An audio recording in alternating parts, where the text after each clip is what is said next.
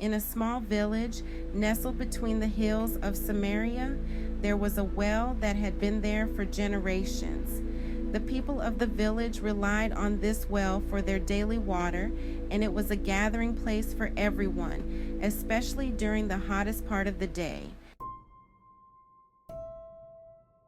One day, as the sun was high in the sky, a woman named Mara made her way to the well. She was known in the village for being different. She didn't mingle much with others, and when she did, whispers often followed her, for her life had not been easy. She carried a heavy burden of shame and regret, the reasons for which the village was only too eager to gossip about. As Mara approached the well, she noticed a man sitting there. He was alone, and his clothes marked him as a Jew. Jews and Samaritans didn't associate with each other, so she was surprised when he looked at her and said, "Please give me a drink." Startled, Mara paused. "You are a Jew, and I am a Samaritan woman. How can you ask me for a drink?" The man smiled kindly and replied, "If you knew the gift of God and who it is that asks you for a drink, you would have asked him, and he would have given you living water." Mara was puzzled. "Sir, you have nothing to draw with, and the well is deep. Where can you get this living water? Are you greater than our ancestor Jacob, who gave us this well and drank from it himself?" The man looked at her with eyes that seemed to see into her soul. "Everyone who drinks this water will be thirsty again, but whoever drinks the water I give them will never thirst. Indeed, the water I give will become in them a spring of water welling up to eternal life." Mara's heart stirred. Could this man be offering something more than just physical water? Her life was filled with dissatisfaction and longing.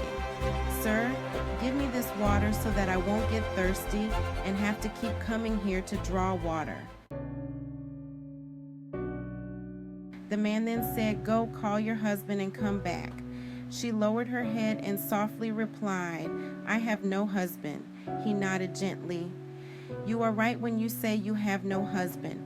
The fact is, you have had 5 husbands, and the man you now have is not your husband. What you have just said is quite true."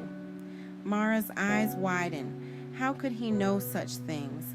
No one but she and the people who gossiped behind her back knew her full story.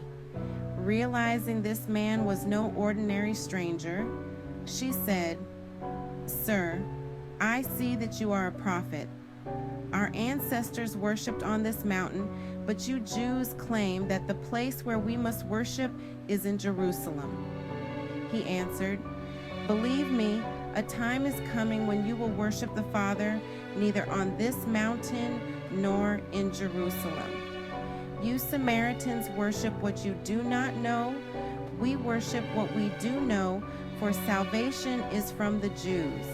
Yet a time is coming and has now come when the true worshipers will worship the Father in the Spirit and in truth, for they are the kind of worshipers the Father seeks. God is Spirit, and his worshipers must worship in the Spirit and in truth." Mara's heart was racing. Could this be the Messiah, the one who was promised to come and tell them all things? She said, "I know that Messiah, called Christ, is coming.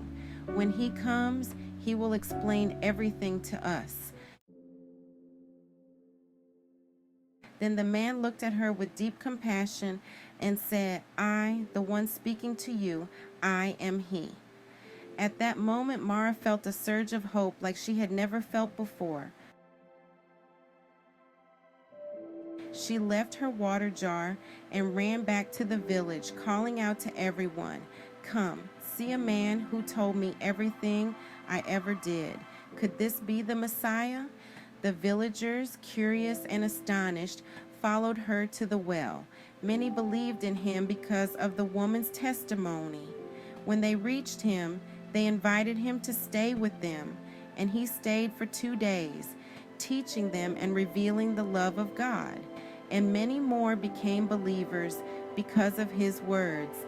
And so, the well that had once been a place of daily routine and mundane gathering became a well of living water where hearts were transformed and lives were forever changed.